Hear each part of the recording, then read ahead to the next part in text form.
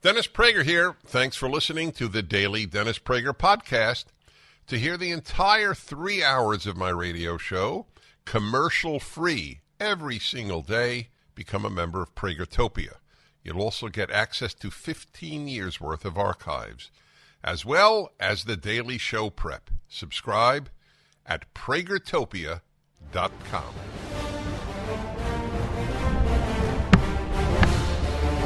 Hello, everybody, and a happy 5th to you, because I didn't get a chance to wish you a happy 4th, so you should at least have a happy 5th. A lot of debate in the country on whether it should even be celebrated, because there are so many Americans who are ashamed of this country. They're all sick. They're all stupid. I forget sick. I retract that. They're stupid. They may not be stupid in every arena. People are complex, but they're stupid. And there's nothing you can do. There's an old Yiddish saying, it's better to lose to a wise man than defeat a fool. Because the fool comes back. The fool learns nothing. If you don't understand that this country has been the best that was ever developed with all the bad things that happened, because the simple reason is all the bad things were universal, but all the good things were essentially unique. Everybody, every nation, every group, every ethnicity, every race had slaves.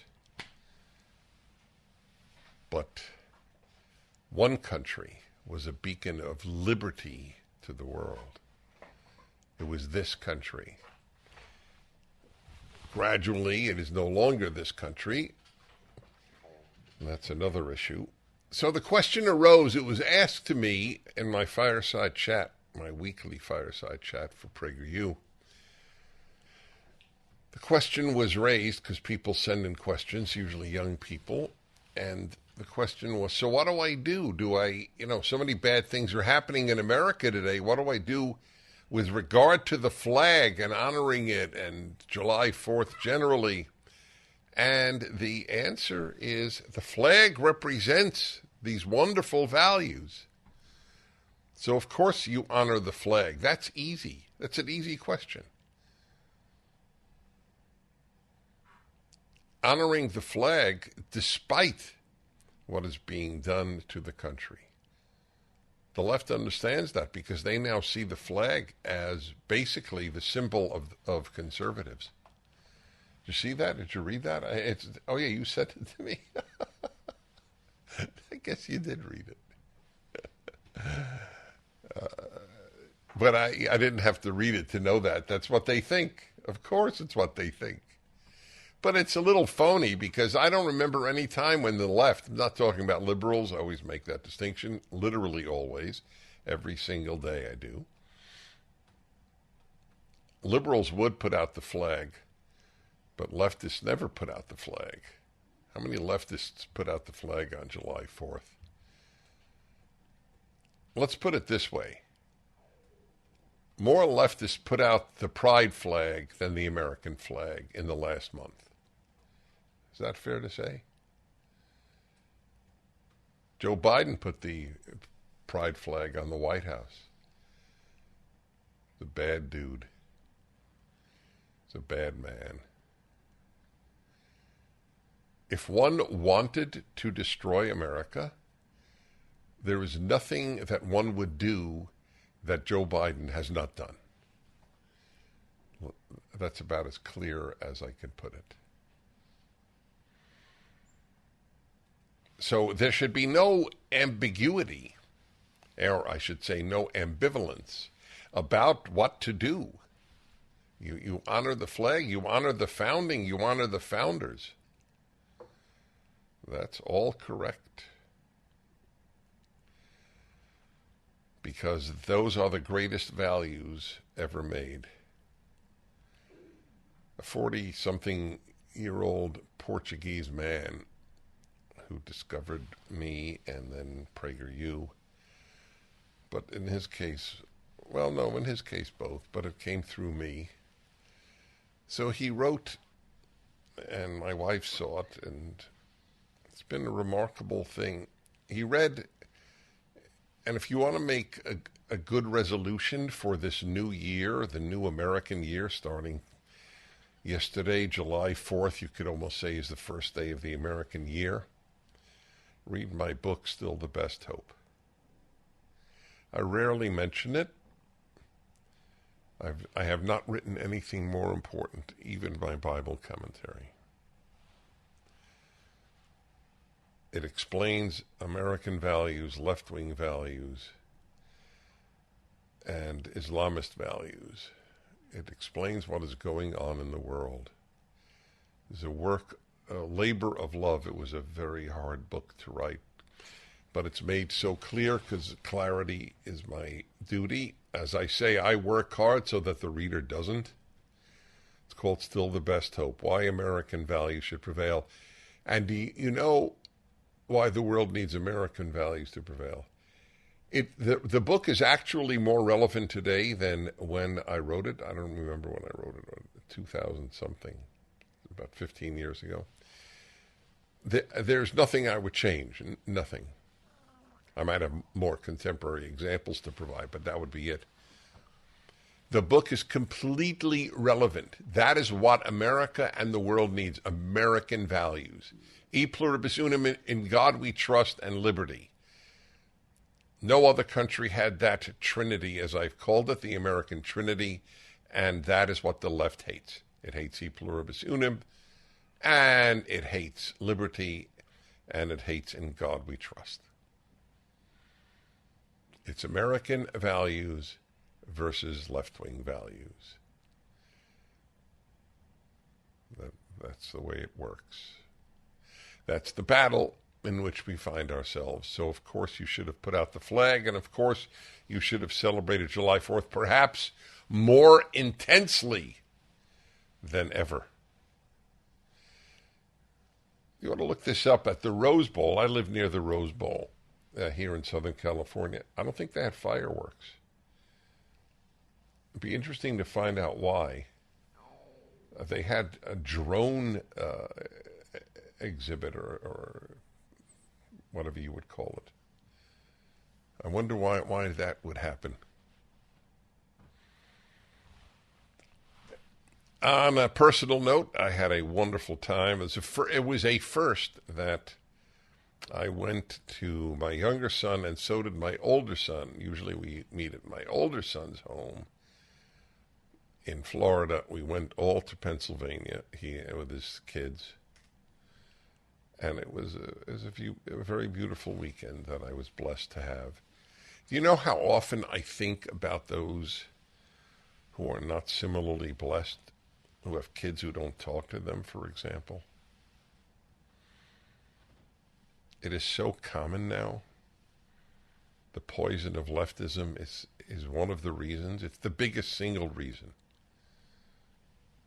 The biggest single reason. Does anybody know of a conservative child who doesn't speak to a left-wing parent? It might exist, but I've never heard of it. Imagine somebody saying, I don't speak to my father because he voted for Joe Biden.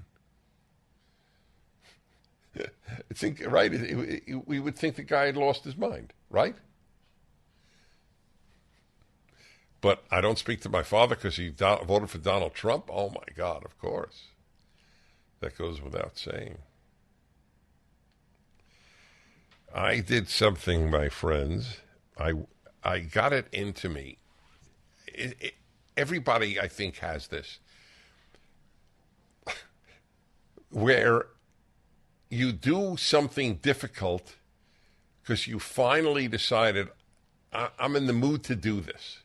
I don't know, clean a closet, let's say, right? That's why we say if you get into the mood, do it, because the mood is going to leave you.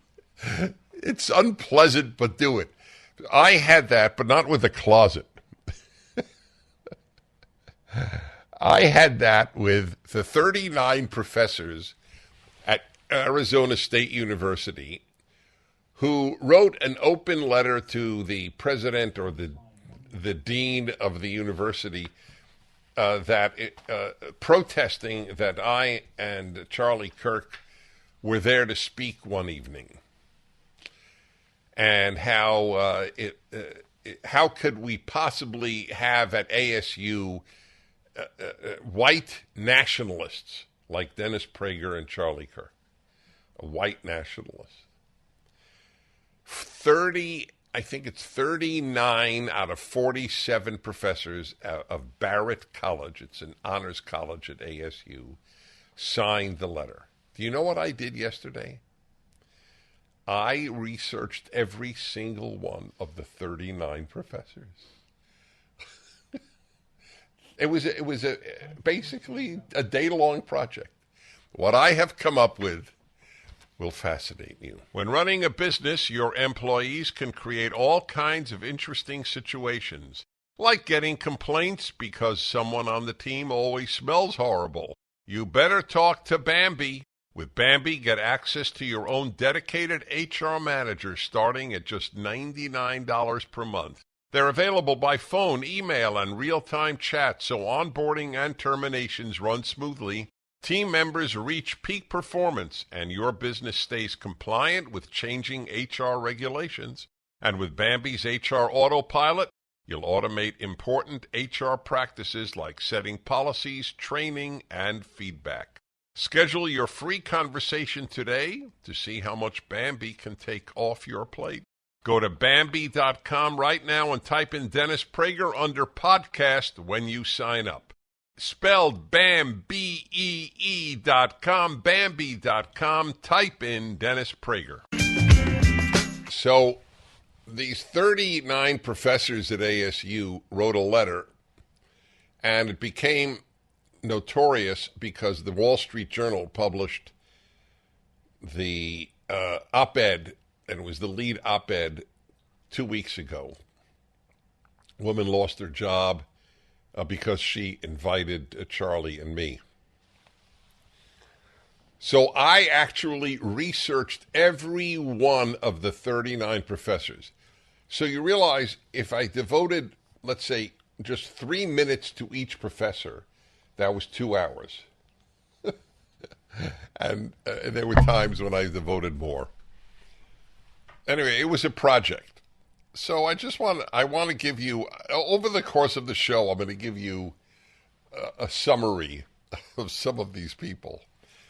Lisa Barca is an associate teaching professor and a Barrett is the name of the special college of honors college at ASU, Arizona State, and a Barrett Honors Faculty Fellow at Arizona State. You're going to love this. You ready? She's one of those who signed the petition I shouldn't speak there. Barca's, this is not my writing. This is from ASU's description. All of this is official ASU descriptions of these professors. Barca's area of expertise includes animal studies. Yeah, I knew you'd love that. Environmental rhetoric. What? And sustainability. What's environmental rhetoric? What is environmental rhetoric, you ask? Oh, it's depressing that he doesn't know what environmental rhetoric is. It's when the environment speaks to you. Yes. Yeah. Like listening to trees or something? I don't. Listening to trees. When the clouds make formations that are intelligible. So let's see. Animal studies and environmental... No, I'm not done. Environmental rhetoric and sustainability and feminism and gender studies. Somehow it makes sense that she did not want me to speak there. She's a real Renaissance. A Renaissance person, yes. Her recent research... Are you ready? It was worth it for Lisa Barca. The whole time I spent was worth it for her. Her recent research, again, this is the ASU official site on the professors, on all of their professors. Her recent research uses an eco-feminist approach. Now look, wait a minute. If she's an environmental rhetoric and eco-feminist approach, I don't know what that means. To the intersections of speciesism and other forms of discrimination such as sexism. The intersections, so she has an eco-feminist approach to the intersections of speciesism and other forms of discrimination. Do you all know what speciesism is? Speciesism was developed by, what's his name? The guy in Australia, the animal liberation man. What was his name again? Anyway, many years ago he developed it. And speciesism means discrimination on the basis of species. So if you eat an animal, you're obviously discriminating because you don't eat people.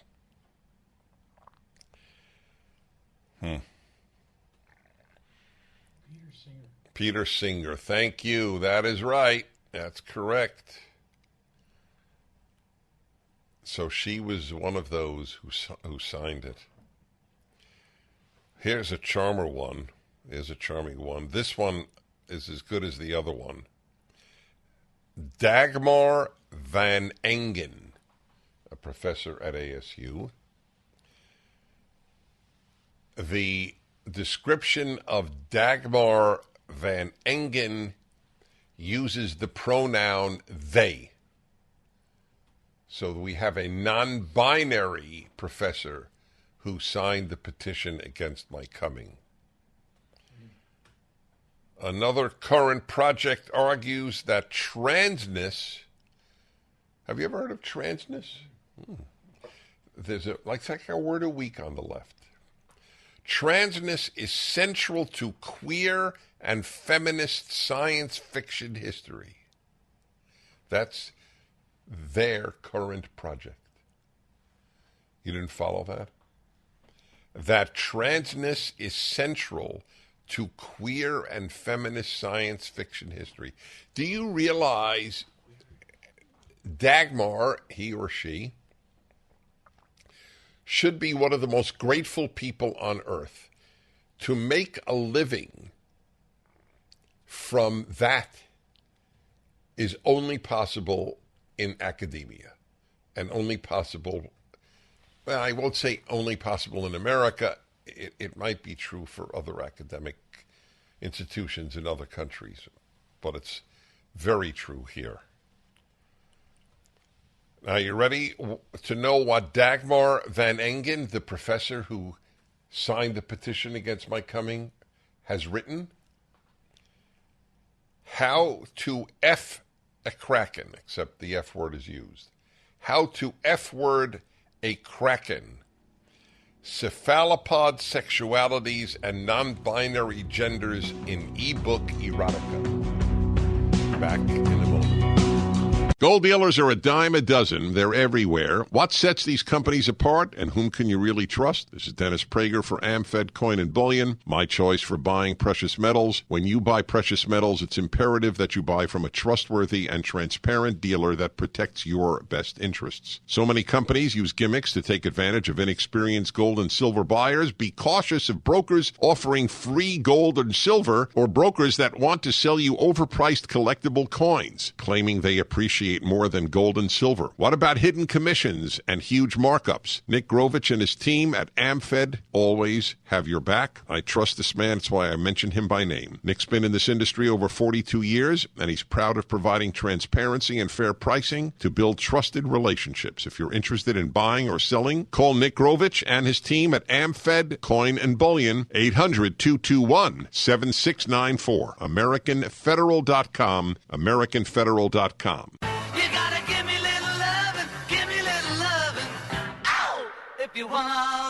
My friends, Dennis Prager here. So, as many of you know, and if you subscribe to Pragertopia, you get the exact same articles I get from my producer. They're worth it, not only because they're terrific, choices of subject, but because of his pithy comments. The pithy comments are worth the price of Pragertopia. So he sent, his number one send was a New York Times piece, which I read. No sparklers for these folks. Whether because of crowds, politics, or loss of patriotism, some Americans are conflicted about celebrating the 4th of July. But I'm only mentioning that because I already talked about that in brief because of his pithy summary. No July 4th weekend would be complete without New York Times trashing America. He actually, I read the article, you read the article. Somebody did call, was it a congressperson who said America's trash? Yeah. Trash? Yeah. Who was it? Cori Bush. It was Cori Bush? Yeah, she's a congressman from St. Louis. Congresswoman from St. Louis. She tweeted it, yeah. She called America trash. This is another person who only God knows how she would have made an income if either politics or academia enable the fool to make a living and even have prestige. America is trash. Wow.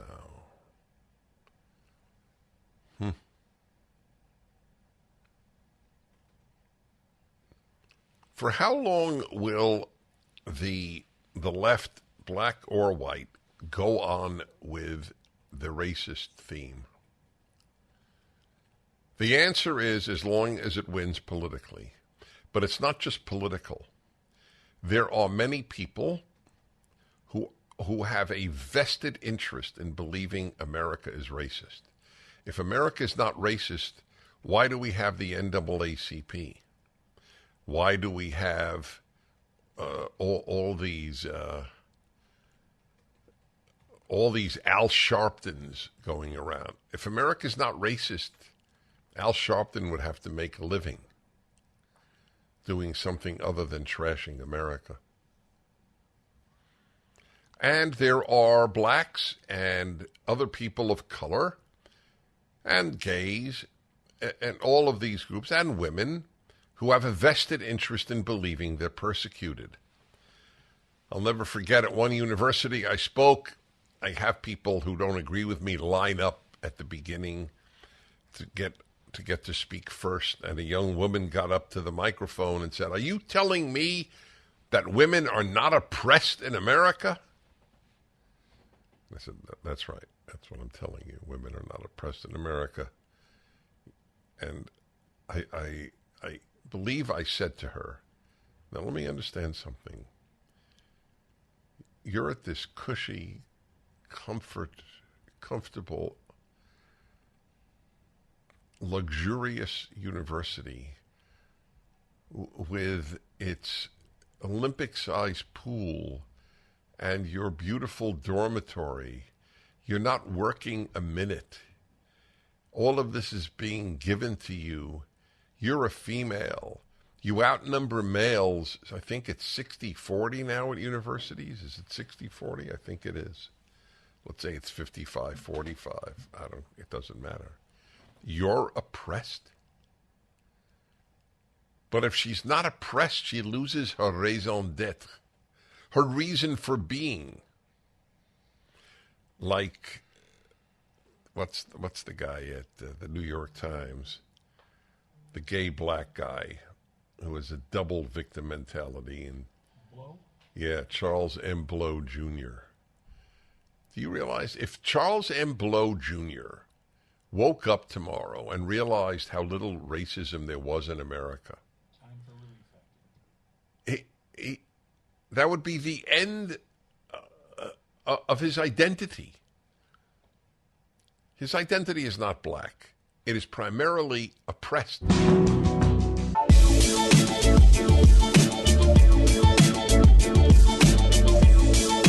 Howdy, all. Frank, North Hills, California. Hello to you. Yeah, hello. Dennis, you say that liberals vote for the left when they vote for Democrats, and we're not. We're voting for fellow liberals because the vast majority of politicians in government are liberals, and they're not on the left. Sanders is on the left, Cortez is on the left, but most of them aren't.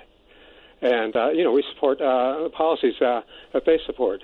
For example, I think that the rich pay fair taxes, which they don't. I think assault rifles should be banned, not books. I think ultimately, and I'm ambivalent about this. What books are banned by the right? Let's say Diary of Anne Frank was recently. Life of Rosa The Parks. Diary of Anne Frank was banned in certain schools. No. Yeah, not certain schools. There was one instance, and it was a stupid thing, but it is not a policy. The banning in this country is 99% done by the left. The censorship in this country is overwhelmingly done by the left. I don't think you're right. I know I'm right, and I report on it regularly. Okay. What Twitter did before Elon Musk, what Google and YouTube continue to do, is censor right-wing misinformation. If anybody said... Yes, because that's what they label it, just like Putin does. Yes, it's a fascist idea to label what you differ with misinformation. Can I talk? In the civil discourse, one person talks and the other. That is correct, and you talked and then I did. So now you go. And you're talking over me. Okay, thank you. I think you'll find that censorship exists across the board. It doesn't exist across the board. It does. Okay. All right, no, this is an invaluable call. I can't thank you enough, and I'm not letting you go. You're going to speak again. I just want you to know, the reason you vote Democrat is because you believe lies. I don't think that's true. And I know it's true. What you just said is not across the board, sir. Google, give me a right-wing censorship that compares to Google, YouTube, and the government. When it says when it said, for example, that if you differ with the lockdowns, you were dealing in misinformation and killing people. That's because the scientific community really said that you were right. So you agree. So you agree that if you think the scientific community says X, you can ban anti-X. No, I think that, you really take a realistic view of this. And I know you don't believe in, vaccinations, this sort of thing. I do. As a matter of fact, everyone I know, with the exception of one couple, was vaccinated. And by some strange coincidence, that couple was the only one who came down with COVID. Okay? So, everybody, no one who was vaccinated came down with COVID? Right. Really? Do you know more than two people? I know a lot of people. I don't believe you then. Once again, I don't believe the odds are overwhelmingly against that fact. It had nothing to do with whether you got COVID, whether you were vaccinated. I'm not talking about everyone that I. Do you believe? Do you think it was good to lock out kids from school for 2 years? No. I don't agree with every position. But do you think that the government is run by a liberal cabal of Satan worshippers who drink the blood of babies? Okay. All right. Listen, I'm glad you called. Guess that was a good one to end on. Well, it helps. Now I know why a person who thinks he's a liberal votes for the Democrats, because anything they do that's bad, we do too, and we believe that Satan sucks baby blood. That's a new one. By the way, on the book banning, it's another gigantic lie. I've read that to you on a number of occasions. The Wall Street Journal has documented it. Throughout history of the United States and every other country, books are banned in schools because we don't want young children reading anything, just anything that is out there. To call that book banning is demagogic and basically a lie.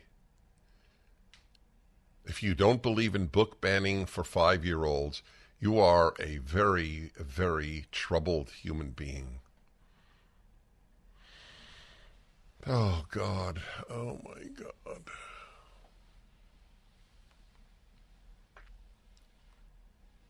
Wow. What am I going to say? Okay, anyway, I am glad he called. I mean, it's not tongue-in-cheek.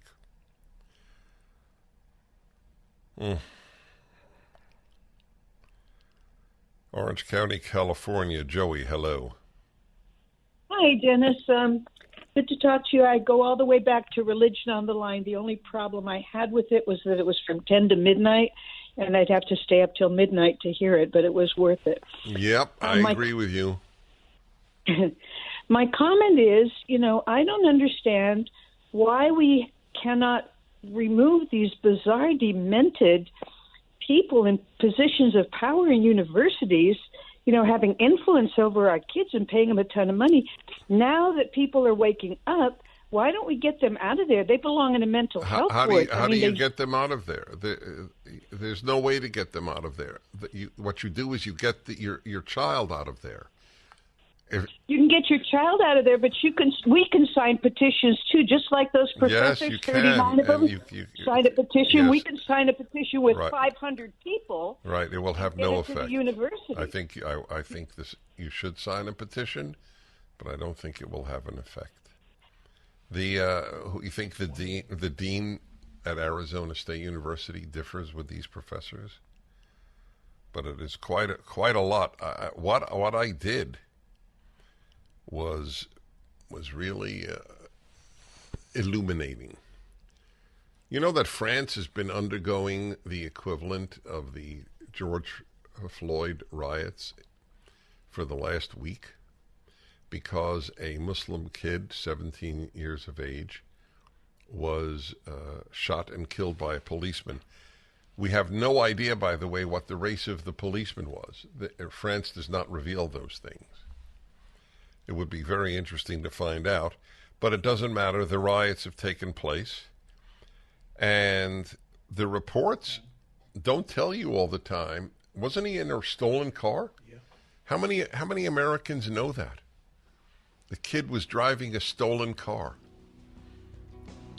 Doesn't mean he deserved to die, but you should know that. Just when you thought it couldn't get any better, Mike Lindell with MyPillow is launching the MyPillow 2.0. When Mike invented MyPillow, it had everything you could ever want in a pillow. Now, nearly 20 years later, he discovered a new technology that makes it even better. The MyPillow 2.0 has the patented adjustable fill of the original MyPillow, and now with a brand new fabric that is made with a temperature-regulating thread. The MyPillow 2.0 is the softest, smoothest, and coolest pillow you'll ever own. For my listeners, the MyPillow 2.0 is buy one, get one free offer with promo code Prager. MyPillow 2.0 temperature regulating technology is 100% made in the USA and comes with a 10-year warranty and a 60-day money-back guarantee. Just go to MyPillow.com and click on the radio listeners square to the buy one, get one free offer. Enter promo code Prager or call 800-761-6302 to get your MyPillow 2.0 now. Male-female hour. Hello, everybody. It's Wednesday, not Monday.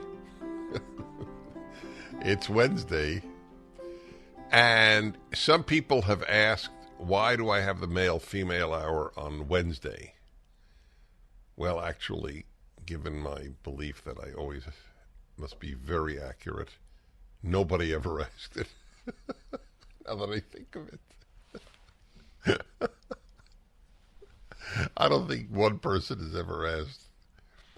However, the only reason I thought it was to come up with an absurdity, because I love absurdities.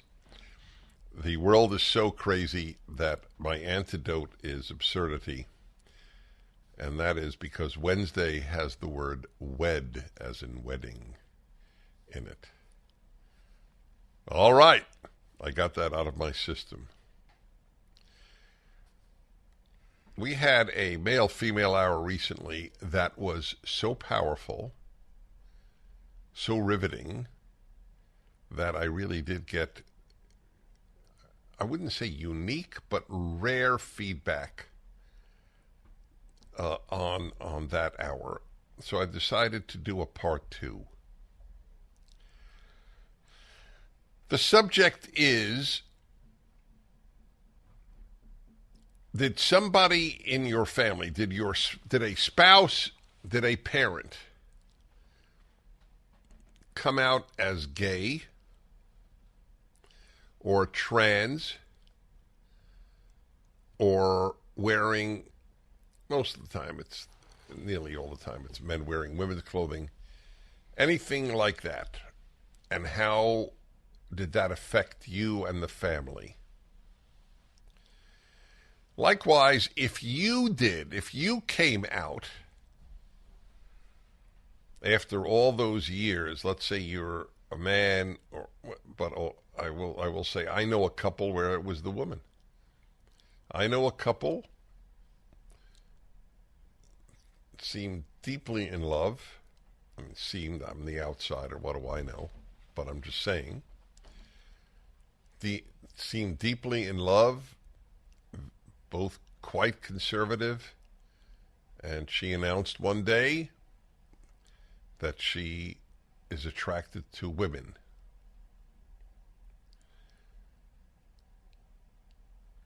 I haven't spoken to the husband, and I really need to. I'd like to reach out and like to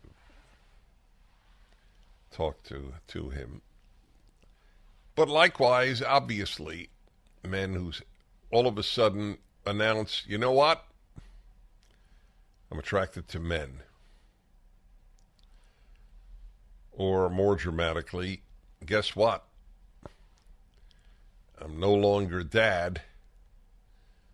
I am a woman. Now, obviously, it happened in the Jenner family. What are the repercussions there? How do people deal with that? I read some article wherein the man, let me see if I get this correctly. Yes, the man decided he's a woman, and his wife stayed with him. She said, I love him, and now that he's a her, I love her. I'm not judging it at all. I'm just saying I find it remarkable. Let me just say for the record, if I decided one day that I am a woman, I do not expect my wife to stay with me. Is that fair? I think I would put that in writing. I would notarize it.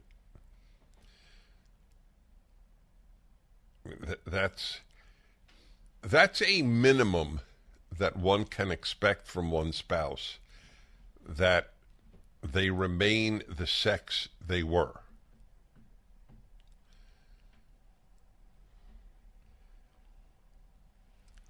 And while we're discussing this, are there any of you listening? Let's say you're a married woman or a married man, and you now have come to the conclusion you are, in fact, attracted to the same sex. You're married 20 years, 30 years even, but let's say 20, 10 even. Are you staying in the marriage and not revealing that fact, and how is that working out? There is no question that such people exist, but they have not acted upon it. I met one man, a Christian man, had dinner with him. My wife and I did. He is gay, but he nevertheless decided that because he believes in biblical principles, he will marry a woman. She obviously knows his predilection, and he will make a family even though he continues. That was my first question upon being seated at the table in the restaurant. Because if he would have said no, I wouldn't have believed I was talking to an honest man. This was a test. Are you still attracted to men? Answer, yes. But he made a decision to live a heterosexual life, to which most people today would say He is violating to thine own self be true. I don't believe that. In a sexual sense, he is violating that rule. But he's not violating that rule in another way, because his self is not just a sexual being.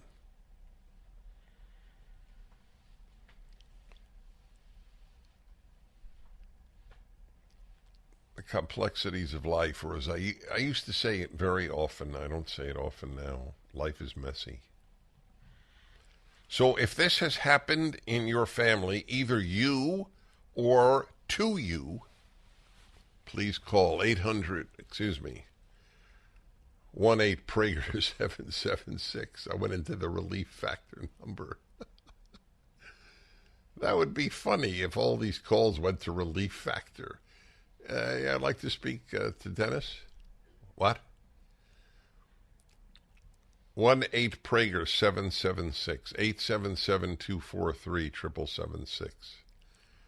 Did this happen in your family?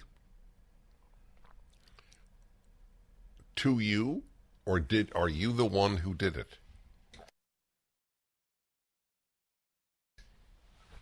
That's the subject here.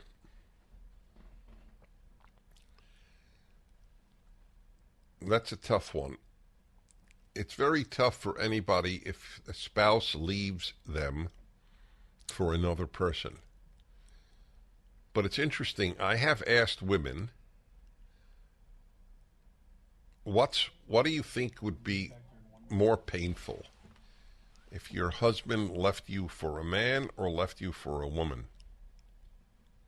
What do you think most have answered? Because you can make a strong case in either case, because if he left you for a man, it doesn't reflect upon you. I mean, neither reflects upon you necessarily, but if he left you for a woman, then obviously he prefers a woman to you. And yet, interestingly, most women I have asked this said it would be more difficult for them to deal with if he left them for a man. I don't know exactly why. I don't even know if that reflects the majority.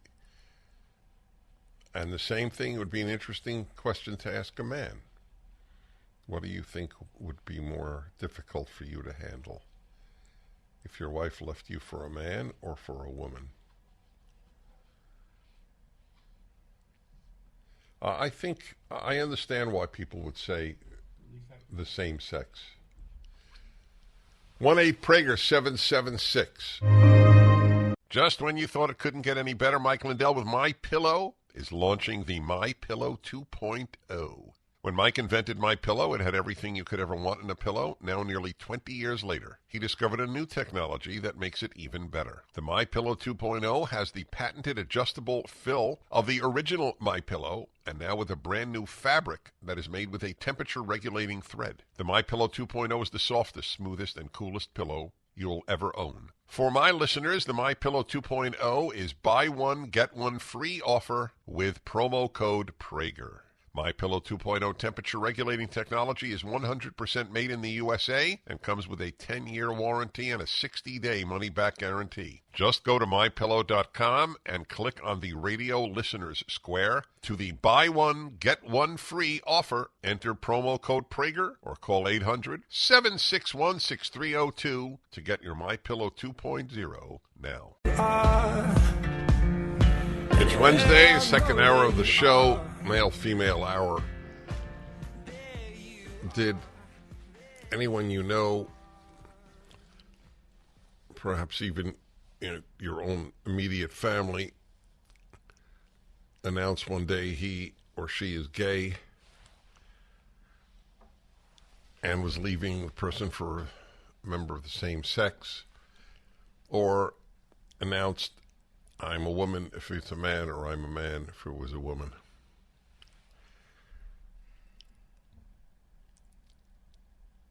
I have, aside from sheer human interest, and doesn't get more interesting than this, I have an agenda as well, but I'm not sure that it can be realized. We'll see. Let us say you think, as Bruce Jenner did, I'm really a woman. Okay. Do you have to act out on it, given the repercussions to your wife and children and friends? And if any of my male friends announced that he was a woman, it would be shattering. The idea that I should go, oh, that's great, you're expressing yourself, that's wonderful. No, it's not. It may be wonderful for you, but I'm not. I'm not of the opinion that everybody has to go, great. Oh, Dad's a woman, great.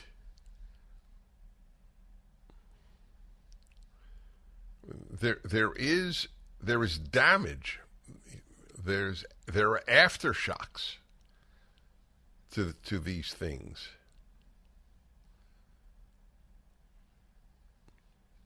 If you've lived with your wife for 25 years and have been intimate with her throughout that period and produced children,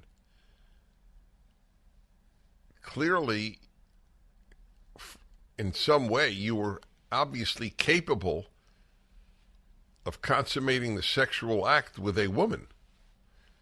So the same question would be posed. Is it really critical to say I'm leaving for men or a man?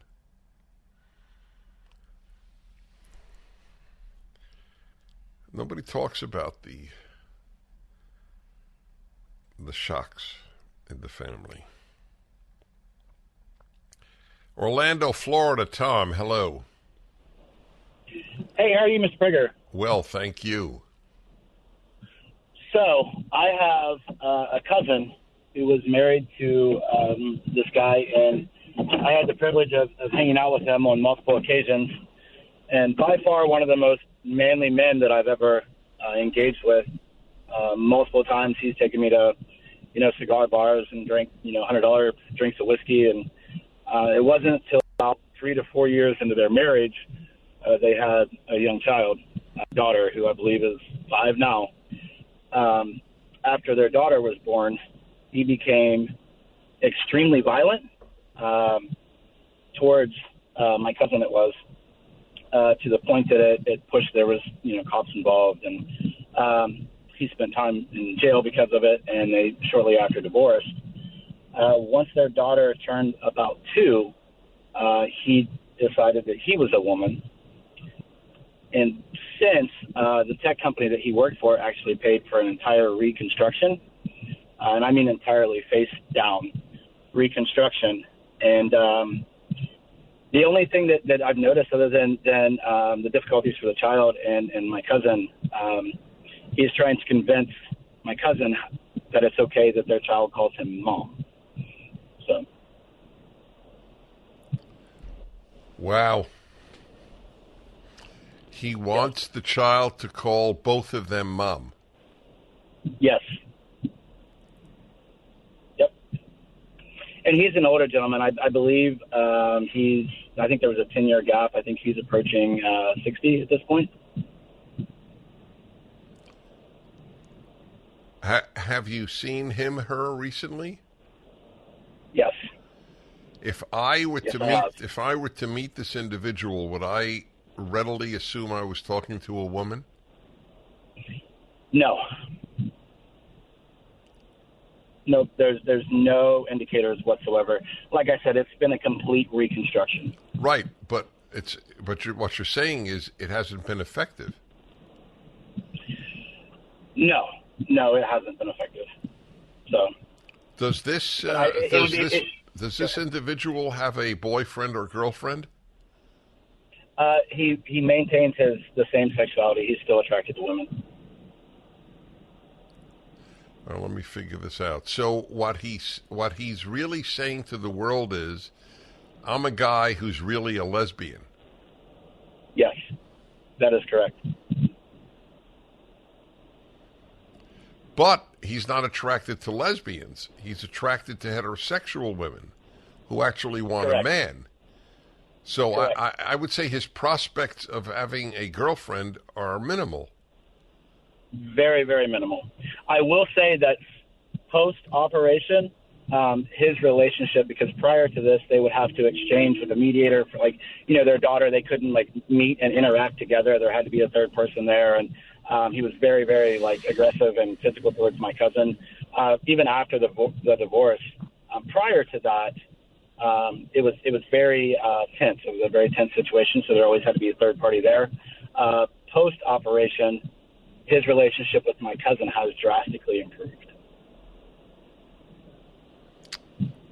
Well, thank you for calling.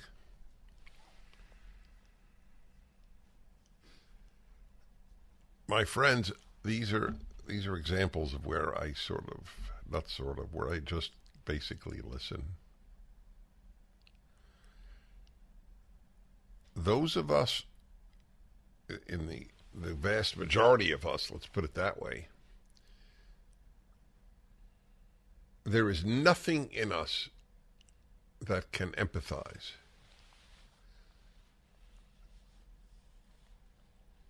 There is nothing in the vast majority of us that can understand, relate to in any way.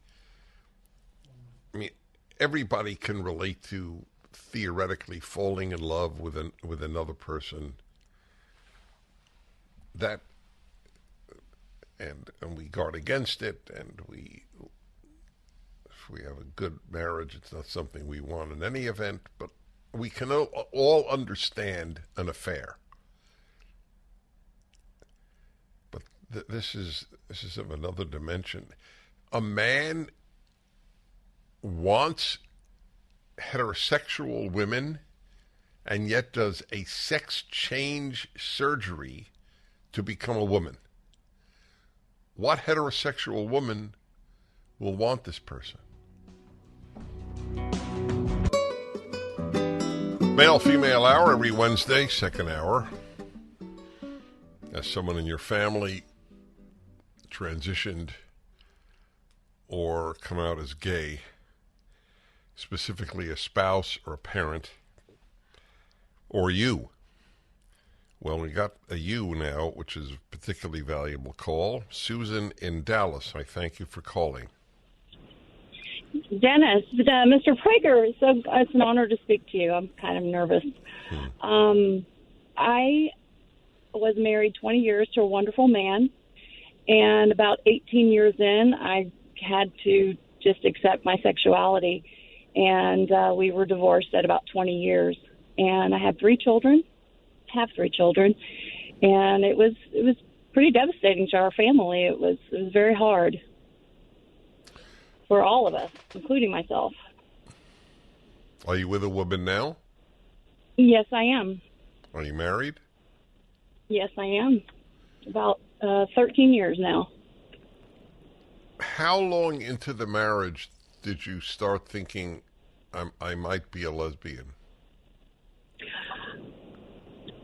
Where I really allowed myself to think about it was about 15 years in. But I always had moments, because I was so involved in raising my family, I just never went there in my mind. But as they got older and I just had these things just kept popping up for me, and to the point where I just couldn't ignore it any longer.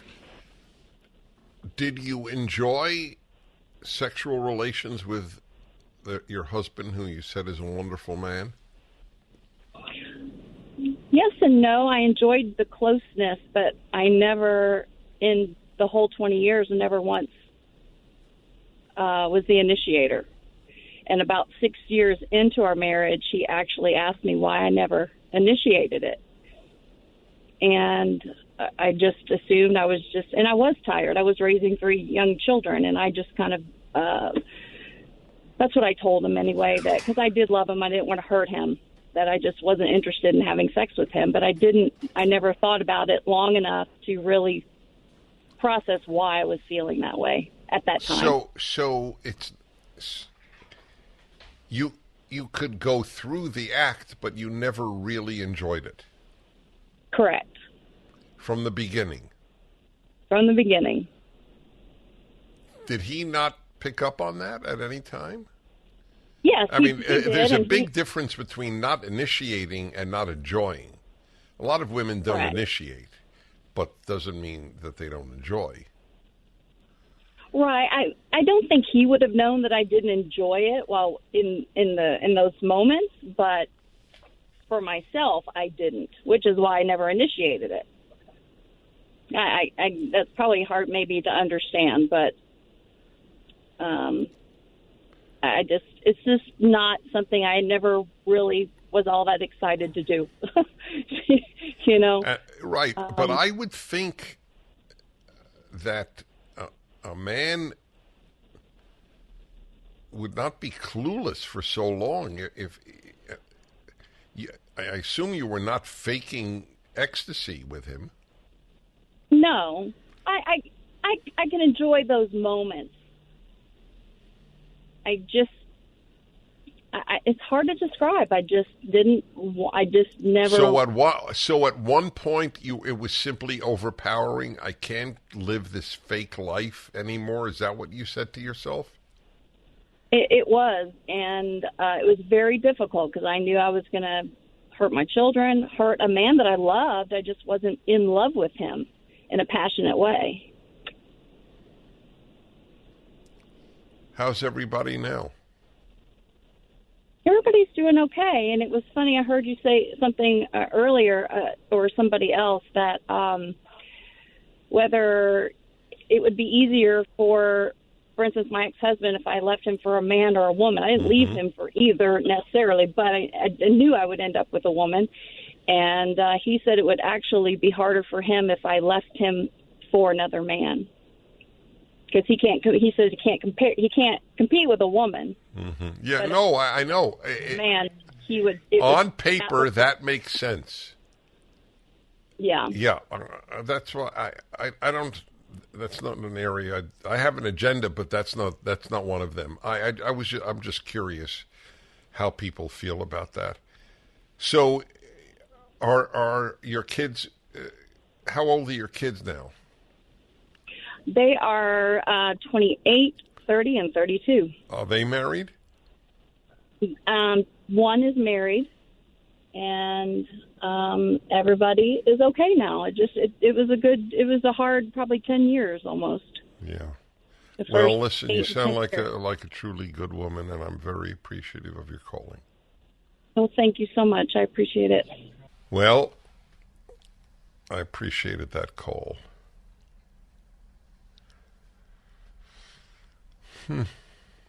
What is one to say? We return. Well, hello everybody. Hope you had a good July 4th weekend. I did. It was with both my sons and grandsons in Pennsylvania, where my younger son lives, who doesn't have children yet. Happily, he showed me a little room, a big closet that he wants to convert into a baby's room. God willing, as I always put it, meaning, since I don't know if God is the determiner of these events, it's a question for an Ultimate Issues Hour. By God willing, I mean, let's hope so, since I take nothing for granted. And I mean nothing. Anyway, it was really wonderful for all of us to be together.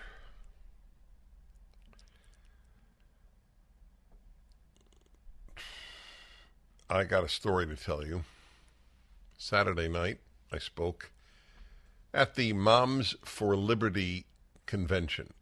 It's a big group of wonderful women who are for liberty, just as their name says. and I was the keynote speaker at their event in Philadelphia, appropriately Philadelphia, given that's where the Declaration of Independence was written. And there was a rather large, I mean really large, demonstration of leftists opposed to the Moms for Liberty convention. My producer has not heard this story yet. He's going to find this fascinating. So, as always, I rent a car because I love my independence, and I have to drive to a cigar lounge at some point whenever I give a speech. So, anyway, I drive to the downtown hotel, and I see this very large demonstration. I mean, basically a blocked off by the police, a lot of police. And it was overwhelmingly young people protesting the Moms for Liberty convention. Now, by the way, just a question, didn't we see some attack on Moms for Liberty last week? They were picked by name as, you know, this fascist organization. Was it? Yes, SPL, Southern Poverty Law Center, which is a left-wing hate group. We have a video on SPLC, by the way, at PragerU. These are, they're essentially thugs who are looting America. Not its money, but its values. So anyway, the Moms for Liberty is hated by those who hate liberty. Well, it's pretty clear. So I saw this demonstration, so I brought my car up to the valet parking. The gentleman took the car, and then I walked over to the demonstrators, which I always do, always. On campuses, I am fascinated by them. So the interesting thing was, I thought I would just take pictures because I had my super duper camera with me. For those of you into photography, it's a medium format camera. That 98% of you have no idea what that means. That's fine. Just believe me, it's super duper. Well, to my chagrin, because it meant I couldn't take pictures, but to my delight, I was immediately recognized. I mean, I don't think I got a picture taken. When a whole crowd of people come over knowing who I was. And I thought that was a good sign. If the left knows you, that's good. So they're all young, and so this is one of the interesting things. Every single one, I would say it was at that about 20 people. I mean, because more than that, they wouldn't have been able to even hear me. It was outdoors, traffic, and so on. So about 20 people converged on me and just cursing me. F you, get effed, you fascist, you white supremacist. I don't know if they said Nazi. I don't want to put words in their mouth. But it was mostly expletives and mostly the F word. Lots of Fs. A lot of Fs.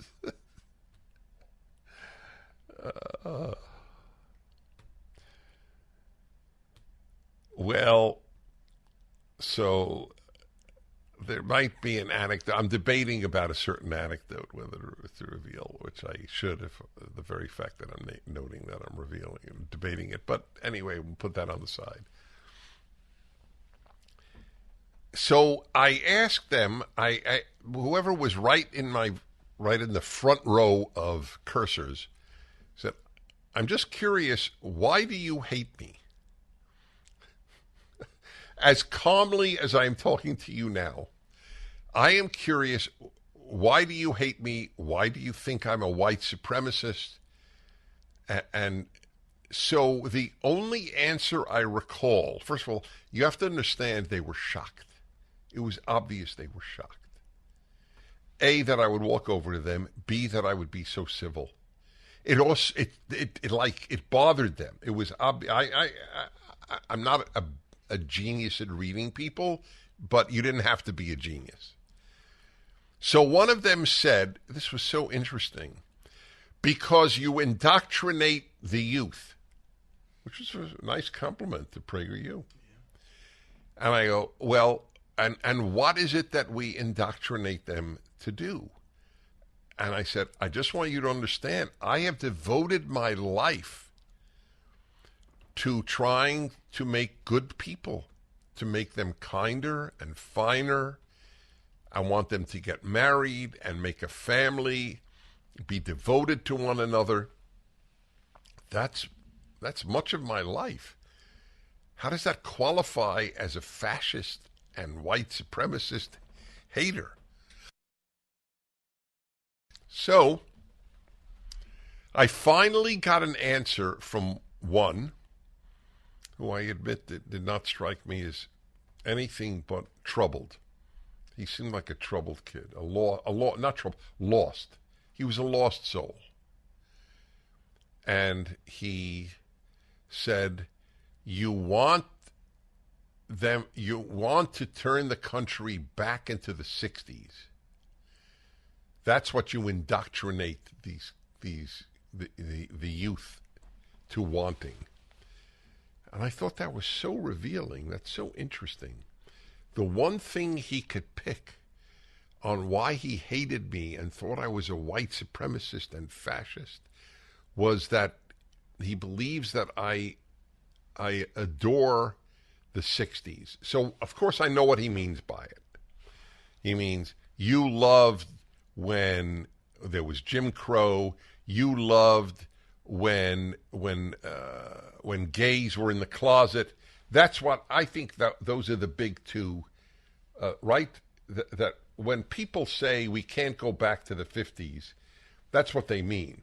Or even more, if you want to go into where women and men had basic roles in family life. You know, those are the three killers: gays in closets, discrimination rampant, especially in the South, and the. Also abortion. I'm sorry. Also abortion. Oh, and abortion. I wonder if that was. You may well be right. But that was it. That's what rendered me a fascist. By the way, for the record, I'm against gays in closets. I am against Jim Crow. I am for the nuclear family as defined by a married man and woman.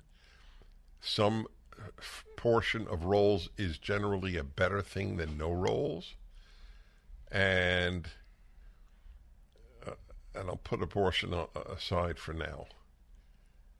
I mean, I'm pro-life, but I also believe we need to compromise for the sake of many other fights that we're fighting.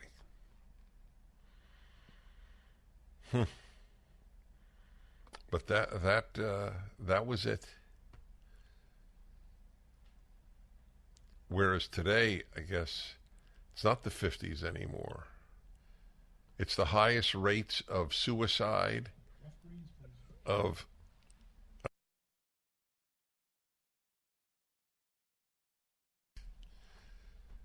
and the suicide rate, the suicidal ideation, the depression, the psychiatric drugs are at the greatest rates in history. 25% of Americans 40 years of age have never been married. In 1980, it was 8%. We have gone from 8 to 25%. So, yeah, a lot of things were better in the 50s. Hello, my dear friend. All right, everybody. By the way, the anecdote I was debating on whether I should tell you, I can't tell you because it's a family show. That was the reason. But I will. I can only tell you this. It was my response to a young woman's expletive-filled blast at me. Have you heard it, by the way? Oh, okay. It's one of my prouder moments. I wish I could share it, but it's I just can't because of the nature of what the content. I have always walked over to people who protest my visits, and I always ask them the same question. What exactly about me is awful? You know, just between you, my listener, and me, I get so many letters and so many comments, you know. I'm a better man because I listened to you. I got married because I listened to you or read you. I've started taking God and religion seriously.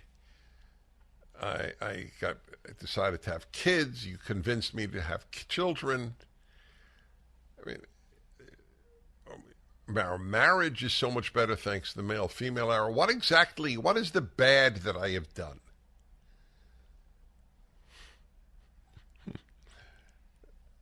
That's why, you know, the 39 professors at ASU who wrote a letter protesting my speaking there in February, and also Charlie Kirk,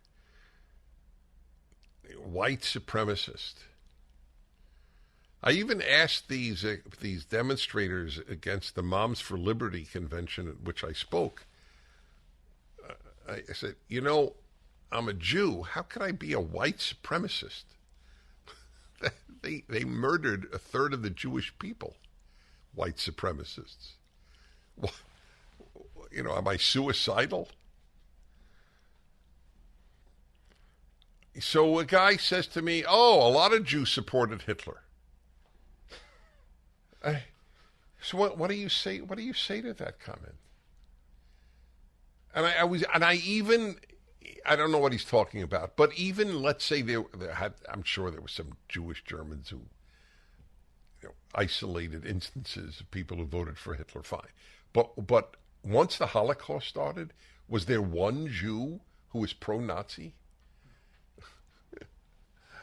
Unless he thought it would save his life because they would favor him.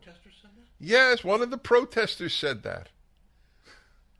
Another one was a Jew. He said, "Oh, I'm a Jew," and I said, "Oh," because I had said something to the effect that you know, about those who want to destroy Israel, or so. I don't know how that came up, but I had mentioned, "Oh, I'm anti-Zionist and I'm a Jew." I go, okay. So what does that prove? Is there any other country whose existence you don't think is valid? That's what anti-Zionist means. That Zionism, the project to make Israel, is illegitimate. So he says, "Oh no, that's the Orthodox position that Israel should not exist until the Messiah comes."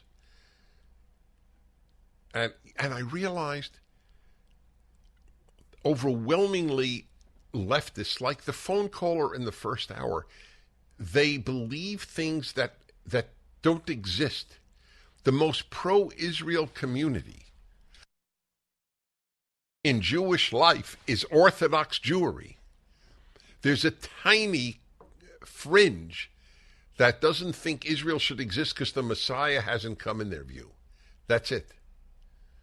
I mean, so of course, to say that, it's like the people who say, well, of course there are more than two sexes. What about people born with ambiguous genitalia? Folks, what does that prove? It doesn't prove that there is more than two sexes. It proves that there are a tiny, infinitesimally small proportion of humanity that is born with ambiguous genitalia. That's all it does. That's all it means. Every leftist lives in this make-believe world. Not every liberal. The liberals vote for them. but what they believe. They don't know that the New York Times was called a liar by the Columbia Journalism Review and the Washington Post on the scandal of the lie about collusion between the Trump campaign and Russia. It was truly revelatory. Every single one of these young people struck me as disturbed, as profoundly unhappy human beings. When you said they were young. Oh, what did I mean by young? Oh, I'm telling you, 20s. 20s. Okay. I don't think I saw a person over 30. Okay. There might have been. I just didn't see any. The people who converged on me were in their 20s. So they hate Moms for Liberty, I guess, because, let's see, they're mostly hated for organizing mothers who want to protect their children from early sexualization and the ruining of their innocence in school. Oh, that's it. That's what they hate about them.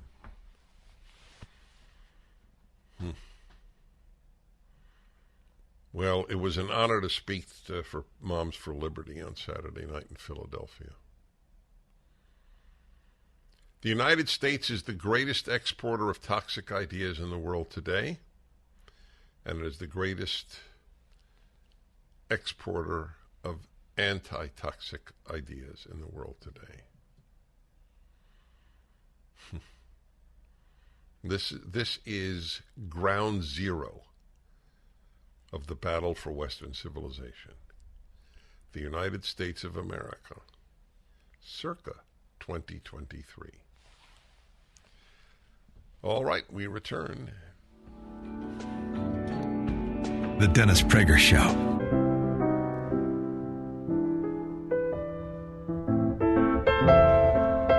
I was talking to you about things that they don't know on the left.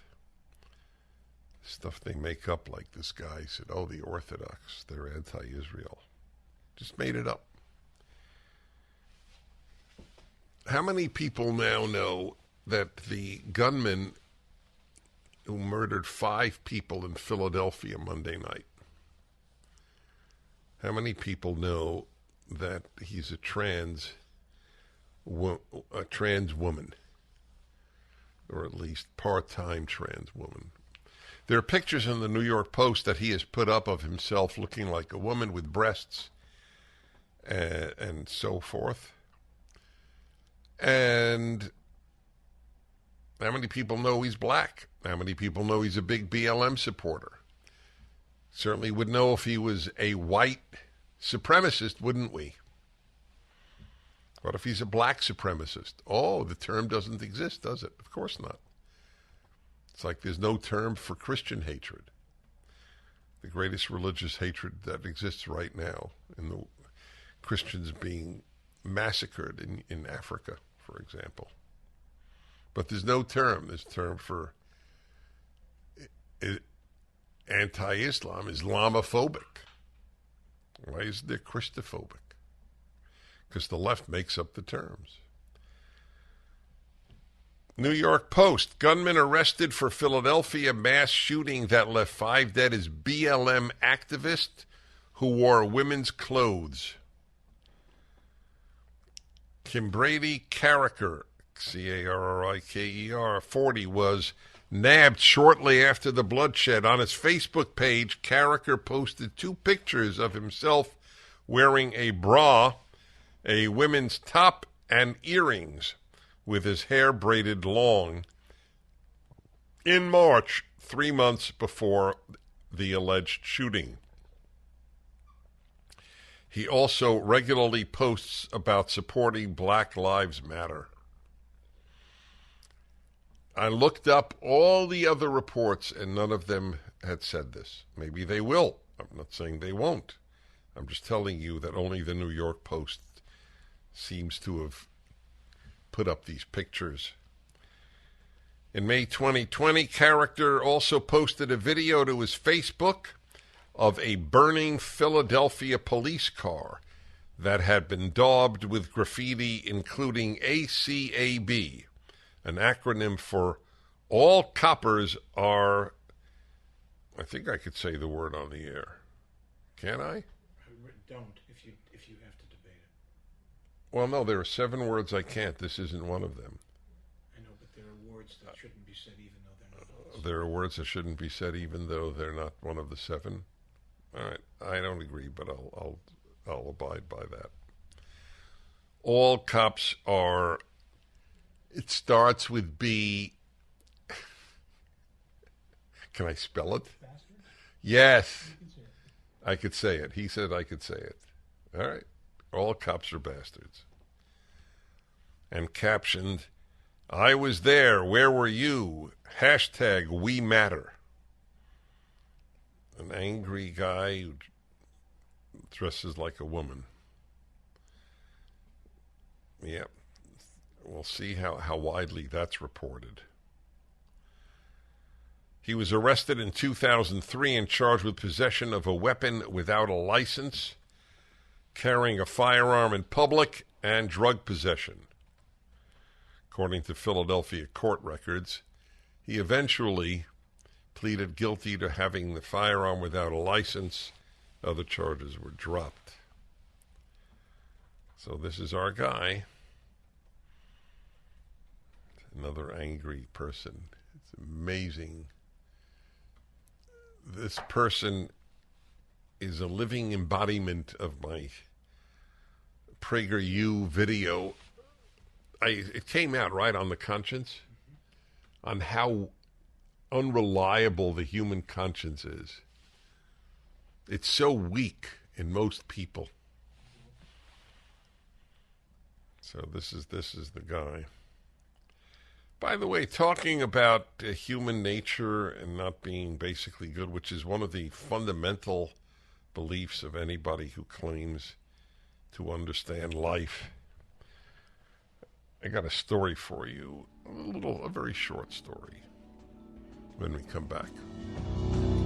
Dennis Prager here. Thanks for listening to the Daily Dennis Prager Podcast. To hear the entire 3 hours of my radio show, commercial-free, every single day, become a member of Pragertopia. You'll also get access to 15 years' worth of archives, as well as the daily show prep. Subscribe at pragertopia.com.